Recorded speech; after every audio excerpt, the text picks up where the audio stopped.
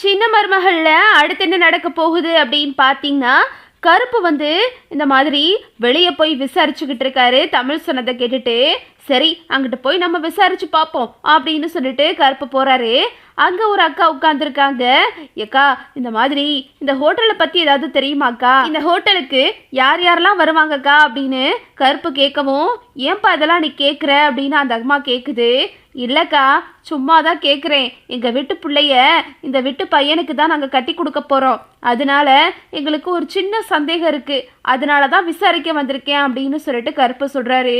அப்படியாப்பா தம்பி, இந்த பையன் கொஞ்சம் மோசமான ஆளு தம்பி. அந்த நந்தகுமார் தானே, அவனை தேடி ஏதாவது ஒரு பொண்ணு வந்துக்கிட்டே இருக்கும் தம்பி. அதுவும் அழுதுகிட்டே தான் வருங்க. அது மட்டும் இல்லாமல் அவன் ஏதோ அங்கே உள்ள பொண்ணுங்களெல்லாம் வீடியோ எடுத்து மிரட்டுறதா கேள்விப்பட்டோம். இது பெரிய எடுத்து சமாச்சார தம்பி, எங்களெல்லாம் எதுவும் கேட்காது அப்படின்னு சொல்லிட்டு அந்த அம்மா சொல்லுது. அப்புறம் பார்த்தீங்கன்னா, சரிக்கா இது ஒன்று போதுக்கா அப்படின்னு சொல்லிட்டு கருப்பு வந்துட்டு அங்கிட்டு போய் விசாரிச்சுக்கிட்டு இருக்காரு. அண்ணே, அந்த ஹோட்டல் இருக்கார்ல நந்தகுமார், அவரை பற்றி உங்களுக்கு தெரியுமா அப்படின்னு கேட்கும்போது, அந்த பையனாப்பா, அந்த பையன் சரியான குடிகாரிப்பா. எந்த நேரமும் சரியான தண்ணியை கூட்டுட்டு ரோடு புறா திரிவியான். அது மட்டும் இல்லாமல் நிறைய பொண்ணுங்களையும் அவன் ஏமாத்திருக்கான். அது நிறைய பொண்ணுங்கள்லாம் வந்து அழுதுட்டு கண்ணீரும் கம்பளையுமா போகுங்கப்பா அப்படின்னு அவரும் சொல்றாரு. உடனே கருப்புக்கு யோசனை வருது. என்ன எல்லாம் ஒரே மாதிரியே சொல்றாங்க, ஒரு பொண்ணு வந்து அழுதுட்டு போகும், நிறைய பொண்ணுங்கள்லாம் வந்து அழுதுட்டு போவாங்க அப்படின்னு சொல்றாங்க. அதே மாதிரி தானே நம்ம வரும்போதும் ஒரு பொண்ணு அழுதுகிட்டு இருந்துச்சு. இப்போ நம்ம அந்த பொண்ணை போய் பார்த்தோம் அப்படின்னா நமக்கு எல்லா விவரமும் தெரியும் அப்படின்னு சொல்லிட்டு கருப்பு வந்து யோசிச்சு அந்த பொண்ணை தேடி அலைஞ்சுக்கிட்டு இருக்காரு. அந்த பொண்ணு ஹோட்டல்ல வந்து கேக்குது, நந்தகுமார் இருக்காரா அப்படின்னு சொல்லிட்டு. அம்மா, அவர்லாம் இங்க இல்லம்மா, அவருக்கு நாளைக்கு கல்யாணம், அதனால அவர் இப்ப 2 நாளா வரமாட்டாரு அப்படின்னு சொல்லிடுறாங்க. என்னது, அவளுக்கு கல்யாணமா அப்படின்னு சொல்லிட்டு அந்த பொண்ணு ஷாக் ஆகுது. நீங்க வேணா அந்த ஃப்ரெண்ட்ஸை போய் பாருங்க அப்படின்னு சொல்றாங்க. இவங்கிட்ட போனா மேற்கொண்டு தான் நமக்கு பெரிய பிரச்சனையாகும் அப்படின்னு சொல்லிட்டு அந்த பொண்ணு அழுதுகிட்டே நடந்து வந்துகிட்டு இருக்கு. அந்த லாட்ஜ் வாசல்ல உட்கார்ந்துருக்கு. கருப்பு கரெக்டா வர்றாரு. நம்ம தேடி வந்த பொண்ணு அங்க இருக்கு, நம்ம அந்த பிள்ளைகிட்ட போய் விசாரிப்போம் அப்படின்னு சொல்லிட்டு கருப்பு போறாரு. ஏமா ஏமா அழுகிற அப்படின்னு கேட்கும்போது, வேணாங்க, நான் இங்க இருந்து கிளம்புறேன், ஏதாவது சொன்னேன்னா பெரிய பிரச்சனையாயிரும் அப்படின்னு சொல்லுது. ஏமா சொல்லுமா, இந்த ஹோட்டல்ல வேலை பார்க்குறான் நந்தகுமார், அவனுக்கு தான் எங்கள் வீட்டு பிள்ளைய கல்யாணம் பண்ணி கொடுக்க போகிறோம். அதனால ஒரு சில விஷயம்லாம் நாங்கள் கேள்விப்பட்டோம், அதனால தான் விசாரிக்க வந்தேன். உனக்கு எதுவும் தெரியுமாமா, நீ ஏமா அழுகிற அப்படின்னு சொல்லிட்டு கருப்பு கேட்குறாரு. அண்ணே, அதை என்ன கேட்குறீங்க, எனக்கு பெரிய பிரச்சனை இருக்குனே. அந்த நந்தகுமார் சரியான பொறுக்கினே, அவனுக்கு போய் ஏனே அவங்க வீட்டு பிள்ளைய கல்யாணம் பண்ணி கொடுக்குறீங்க? அவன் இந்த ஹோட்டலுக்கு வர பொண்ணுங்களெல்லாம் சிசிடிவி மூலமா உள்ள இருந்தே வீடியோவில் பார்த்து வச்சுக்கிறானே. அவங்க ட்ரெஸ் மாத்துறது, இப்படி எல்லாத்தையும் அசிங்கமான படத்தெல்லாம் எடுத்து வச்சுக்கிறான். அதை வச்சு எங்களையே மிரட்டுறானே. இது மாதிரி நிறைய பொண்ணுங்கள் பாதிக்கப்பட்டிருக்காங்க.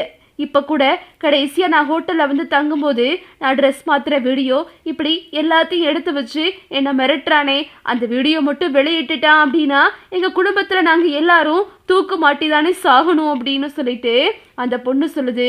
என்னம்மா சொல்ற? ஆமாண்ணே, அவன் சரியான பொம்பளை பொறுக்கினே, அவனுக்கு மட்டும் உங்க புட்டு பிள்ளையை கல்யாணம் பண்ணி கொடுத்துறாதீங்கனே அப்படி அந்த பொண்ணு சொல்லுது.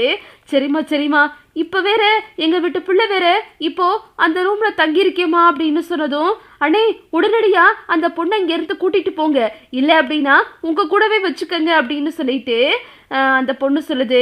சரிம்மா, நீ இந்த விஷயத்த எனக்கு நாளைக்கு ஒரு இடத்துல வந்து சொல்லணுமா அப்படின்னு சொன்னதும், சரிண்ணே, நான் எங்க இருக்கான்னு மட்டும் சொல்லுங்க, அந்த அயோக்கிய ராஸ்களை எல்லாரும் முன்னாடியும் சந்தி சிரிக்க வைக்கிறேன் அப்படின்னு சொல்லிட்டு இங்க அந்த பொண்ணு சொல்லுது. சரிம்மா, நாளைக்கு காலையில நம்ம நேரா மண்டபத்துக்கு போயிடுவோம் அப்படின்னு சொல்லிட்டு கருப்பு சொல்றாரு. சரிங்கண்ணே, இந்த விஷயம் யாருக்கும் தெரிய வேணாம் அப்படின்னு சொல்லிட்டு கருப்பும் சொல்லிடுறாரு. கருப்பு வேகமா போய் தாமரை எழுப்புறாரு. தாமரை, நீ இங்க இருக்கிறது நல்லதுக்கு இல்லை, நீ என் ரூமுக்கு வா அப்படின்னு சொல்லிட்டு கருப்பு வந்துட்டு தாமரையை கூட்டிக்கிட்டு அவர் ரூமுக்கு போயிடுறாரு. அதே மாதிரி தாமரையும், ஏன் மாமா, எதுக்கு மாமா என்னை கூப்பிடுறீங்க அப்படின்னு சொல்றாங்க. இல்லை தாமரை, இங்கே இருக்கிறது நல்லதில்லை, உடனடியாக நம்ம இங்கேருந்து கிளம்புவோம் அப்படின்னு சொல்லிட்டு கருப்பு சொல்லிக்கிட்டு இருக்காரு.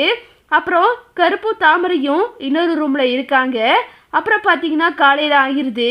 இங்கே பார்த்தா இந்த கண்மணி வந்துட்டு ஆறுமுகத்தை கூட்டிட்டு கல்யாணம் பண்ணுறதுக்காக கோயிலுக்கு வந்திருக்காங்க. ஒட்டுமொத்த குடும்பமும் இங்கே கண்மணியை தேடிக்கிட்டு இருக்கு. எல்லாரும் கண்மணியை காணோம் அப்படின்னு சொல்லிட்டு ரொம்ப பதட்டத்தோட இருக்காங்க. அப்பத்தான் வந்து மோகனா கிட்ட கேட்குறாங்க, என்ன மோகனா, கண்மணி எங்க? ஆறுமுகம் தானே வண்டியில் கூட்டிட்டு வரேன்னு சொன்னா அப்படின்னு சொல்லிட்டு அப்பத்தா கேட்குறாங்க. இது எல்லாத்துக்கும் தெரிய வந்து பெரிய பிரச்சனை ஆகிருது. என்னங்க கல்யாண நேரத்தில் பொண்ணை காணாமனு சொல்கிறீங்க அப்படின்னு சொல்லிட்டு இந்த மாப்பிள்ளை வீட்டில் பிரச்சனை பண்ணுறாங்க. உடனே ஈஸ்வரி வந்து, அண்ணே கொஞ்சம் பொறுங்கனே, காரில் ஏதோ பிரச்சனையாக இருக்கும், அதனால தான் இவ்வளோ லேட் ஆகுது மாமா, நீங்கள் அந்த ஆறுமுகத்துக்கு ஃபோன் பண்ணுங்க மாமா அப்படின்னு சொல்கிறாங்க. ஆறுமுகம் ஃபோனும் ஸ்விட்ச் ஆஃபாக இருக்குது. அப்புறம் பார்த்தீங்கன்னா எல்லாரும் ஃபோன் பண்ணி பார்க்குறாங்க. ராஜவங்க வந்து போலீஸ்க்கு ஃபோன் பண்ணுறாரு.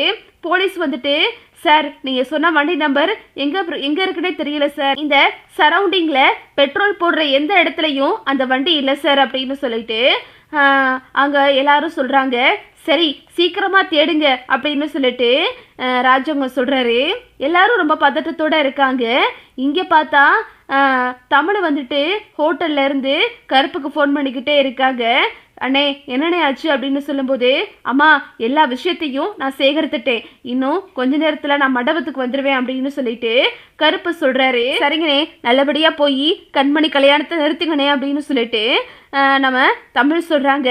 அம்மா நீயும் கல்யாண மண்டபத்துக்கு வந்துருமா அப்படின்னு சொல்லிட்டு கருப்பு சொல்கிறாரு. அண்ணே எனக்கு காலேஜுக்கு போகணும் அப்படின்னு சொல்லும்போது, சரிம்மா பார்த்து அப்படின்னு சொல்லிட்டு கருப்பு சொல்லிக்கிட்டு இருக்காரு. அப்புறம் பார்த்தீங்கன்னா என்கிட்ட கண்மணி வந்துட்டு தாலி கட்ட போகிறாங்க. அப்புறம் தமிழ் வந்துட்டு அந்த பக்கம்தான் காலேஜுக்கு போய்கிட்டு இருக்காங்க. போகும்போது கண்மணியும் ஆறுமுகத்தையும் பார்த்துடுறாங்க. வேகமாக கோயிலுக்கு ஓடி போய், நிறுத்து கண்மணி, என்ன கண்மணி இதெல்லாம் அப்படின்னு சொல்லிட்டு தமிழ் கேட்குறாங்க. அண்ணி எங்களுக்கு வேற வழி தெரியல நீ அப்படின்னு சொல்லும்போது, இதெல்லாம் உனக்கு முட்டாள்தனமா இல்லை, இவ சொல்றானா, உனக்கு எங்க போச்சு புத்தி அப்படின்னு சொல்லிட்டு தமிழ் கேட்குறாங்க. உடனே இங்கேருந்து கிளம்பு அப்படின்னு சொல்லிட்டு தமிழ் ரெண்டு பேரையும் பிடிச்சி திரும்பவும் மண்டபத்துக்கு கூட்டிட்டு போய்கிட்டு இருக்காங்க. இங்கிட்டு கருப்பு வந்துட்டு அந்த பொண்ணையும் தாமரையும் சேர்த்து கூட்டிட்டு வர்றாரு. அந்த பொண்ணு வேகமா வந்து அந்த மாப்பிள்ளையோட சட்டையை பிடிக்குது. டேய் அயோக்கிய ராஸ்கல், என்னடா பண்ணிக்கிட்டு இருக்க, இன்னொரு பொண்ணோட வாழ்க்கையை கெடுக்க வந்துட்டியாடா அப்படின்னு சொல்லிட்டு அந்த பொண்ணு அவனை போட்டு அடிக்குது. ஏமா ஏமா ஏமா இவனை போட்டு அடிக்கிற என் பிள்ளைய அப்படின்னு சொல்லிட்டு கருப்பசாமி ஓடியாரான். என்னங்க புள்ள பெற்று வச்சிருக்கீங்க, லாட்ஜுக்கு வர பொண்ணுங்களெல்லாம் வீடியோ எடுத்து வச்சு மிரட்டிக்கிட்டு இருக்கான் அப்படின்னு சொல்லிட்டு அந்த பொண்ணு சொல்லுது. இதை கேட்டுட்டு ராஜவங்க மோகனா எல்லாரும் அதிர்ச்சி ஆகிடுறாங்க. அப்புறம் கருப்பு வந்து நடந்த விஷயத்தெல்லாம் சொல்றாரு. மாமா இவனை பத்தி நேற்று தமிழை கூப்பிட்டு நடந்த விஷயத்தெல்லாம் சொல்லிச்சு மாமா, நானும் போய் இவனை பத்தி விசாரிக்கிறதுக்காக இவனோட ஹோட்டல்ல போய் தங்கினேன். அப்பதான் இந்த பொண்ணு இவனை தேடி வந்து அழுதுகிட்டு இருந்துச்சு மாமா. இந்த பொண்ணுகிட்ட விசாரிச்சு நடந்த விஷயத்த உங்களுக்கெல்லாம் தெரியப்படுத்தணுன்றதுக்காக தான் இந்த பொண்ணை நான் கையோட கூட்டிட்டு வந்துட்டேன் அப்படின்னு சொல்லிட்டு கருப்பு சொல்றாரு. இதை கேட்டுட்டு ராஜவங்க வந்து மாப்பிள்ளையை போட்டு அடிக்கிறாரு. டேய் என்னடா நினச்சிக்கிட்டு இருக்க, உன் இஷ்டத்துக்கு என்ன வேணா படுவியாடா, பொம்பளை பிள்ளைங்கன்னா அவ்வளோ இலக்காரமாவிடா போச்சு அப்படின்னு சொல்லிட்டு அவனை அடிச்சு விரட்டுறாரு.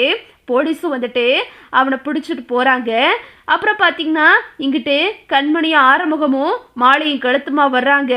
இதை பார்த்துட்டு ராஜாங்கம் மோகனா எல்லாரும் அதிர்ச்சியாகி நிற்கிறாங்க. என்ன கண்மணி இதெல்லாம் அப்படின்னு சொல்கிறாங்க. வேகமாக கண்மணி வந்து காலில் விழுகுது. அப்பா எனக்கு இவர் தாப்பா பிடிச்சிருக்கு, நான் கல்யாணம் பண்ணா இவர் தாப்பா கல்யாணம் பண்ணுவேன், இல்லை அப்படின்னா நான் செத்துருவேப்பா அப்படின்னு சொல்லிட்டு கண்மணி அழுகுது. வேகமாக வந்து தமிழ் சொல்கிறாங்க. மாமா இவங்க ரெண்டு பேரும் கல்யாணம் பண்ணிக்கிறலாம் அப்படின்னு சொல்லிட்டு கோயில் வரைக்கும் போயிட்டாங்க, நான் தான் சத்தம் போட்டு ரெண்டு பேரையும் கூட்டிகிட்டு வந்திருக்கேன் அப்படின்னு சொல்லிட்டு தமிழும் சொல்கிறாங்க. ஒரு பக்கம் இந்த ஈஸ்வரி வந்து இடிஞ்சு போய் நிற்கிது. நமக்கு கைக்கு சேர வேண்டிய காசெல்லாம் ஒன்றும் இல்லாமல் போச்சு அப்படின்னு சொல்லிட்டு ஈஸ்வரி வந்துட்டு கடுகடு நிற்கிது. இதுதான் அடுத்தடுத்து நடக்க போகுது. ஓகே விவோஸ், இந்த வீடியோ உங்களுக்கு பிடிச்சிருந்தா லைக் பண்ணுங்கள், ஷேர் பண்ணுங்கள், மறக்காமல் நம்ம சேனலை சப்ஸ்கிரைப் பண்ணிக்கோங்க. தேங்க்ஸ் ஃபார் வாட்சிங்.